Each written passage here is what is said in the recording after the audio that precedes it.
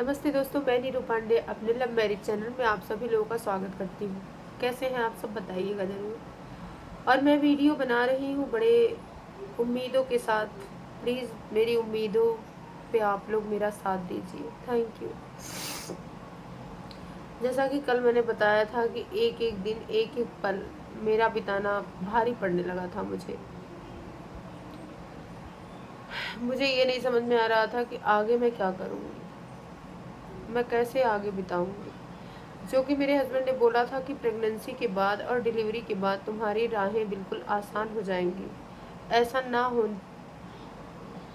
होते हुए बल्कि और कठिन हो गई मेरी राहें। कठिन इसलिए हो गई क्योंकि ये चले गए गाँव, इन्होंने बना लिया फार्म, मुर्गी फार्म बना लिया। ये गाँव रहने लगे क्योंकि वहाँ रहना ज़रूरी था। और माता जी और मैं और वही मेरी भांजी, तीनों लोग रहने लगे। तो जब इनके रहने पे कोई वैल्यू नहीं थी तो इनके ना होने पर आप लोग समझ सकते हैं कि कितनी वैल्यू मेरी रही होगी। फिर क्या मैं बोलूँ, क्या मैं कैसे बोलूँ, मुझे समझ में ही नहीं आ रहा है। उन एक एक शब्दों को याद करने पे कितनी तकलीफ हो रही है, बोलने पे कि मैं क्या बताऊँ। फिर जैसे जैसे मुझे प्रताड़ित करती गई, ये करवाती गई, क्योंकि करती नहीं गई, करवाते गए लोग। माता जी तो एक माध्यम थी, करवा तो कोई और रहा था। वैसे वैसे मुझे अपने मायके की याद आने लगी, क्योंकि मेरे मायके में मुझे बहुत प्यार मिला है। मैं ऋणी हूँ, हर बच्चे होते हैं ऋणी, लेकिन हर बच्चे माँ बाप की बात को मान करके कुछ तो कम कर देते हैं। मैं तो इतनी दुर्भाग्यशाली हूँ कि अपने भाई के प्यार की कीमत ही नहीं दे पाई। कीमत क्या चाहता है भाई? सम्मान।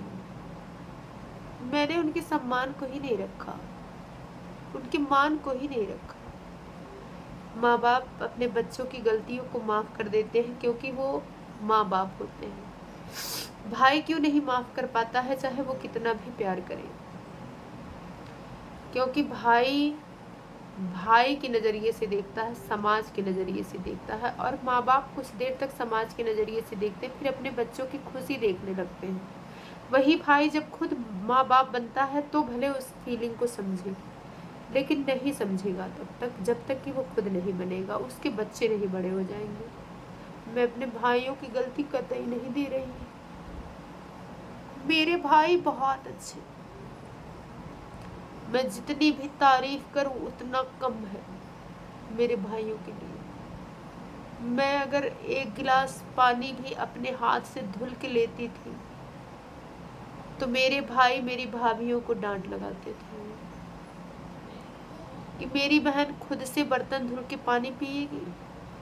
वो प्यार मेरे भाई करते थे। और मैं रक्षाबंधन आ रहा,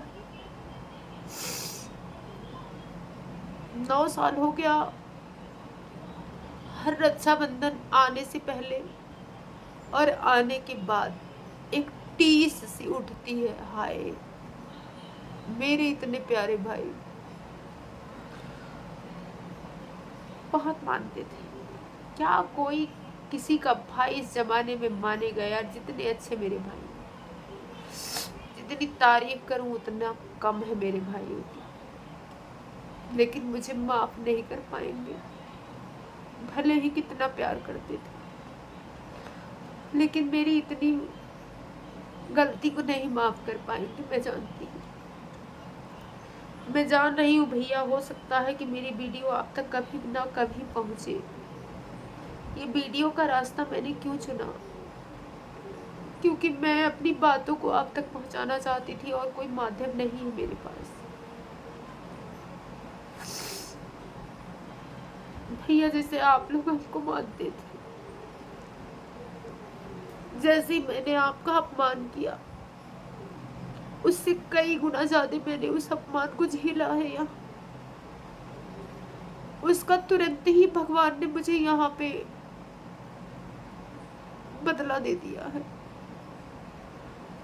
कि उस भाई के प्यार को नहीं तुम समझी जो तुमको इतना प्यार करते थे। तुम इसी के काबिल हो। यहाँ आने के बाद मुझे इस बात का यह एहसास हुआ कि मैं तो प्रिंसिपल नहीं हूँ, मैं तो बहनी नहीं हूँ, मैं तो एक ऐसी लड़की हूँ कि जिसका मान सम्मान होना ही नहीं चाहिए।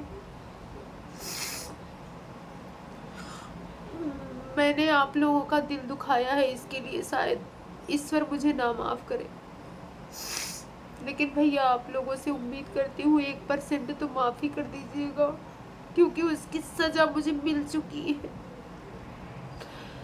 उसकी सज़ा मुझे मिल चुकी है भैया। मैं शब्द में नहीं बता सकती हूँ, लेकिन मैंने बहुत कुछ झेला है। उसकी सज़ा मुझे ईश्वर ने दे दी है। जितना मैंने आप लोगों का दिल दुखाया था उससे कई गुना ज़्यादा दिल मेरा दुखा है। मैं तिल तिल के मरी हूँ, मैं एक एक पल मरी हूँ भैया। मैंने एक एक पल,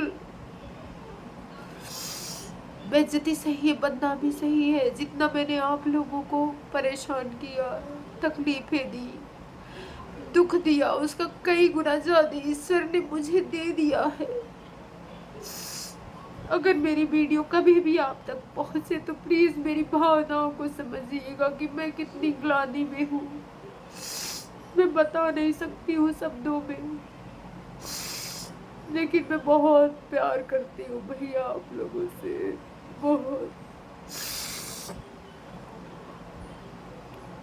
बहुत ज़्यादा। हो सके तो माफ़ कर दीजिएगा।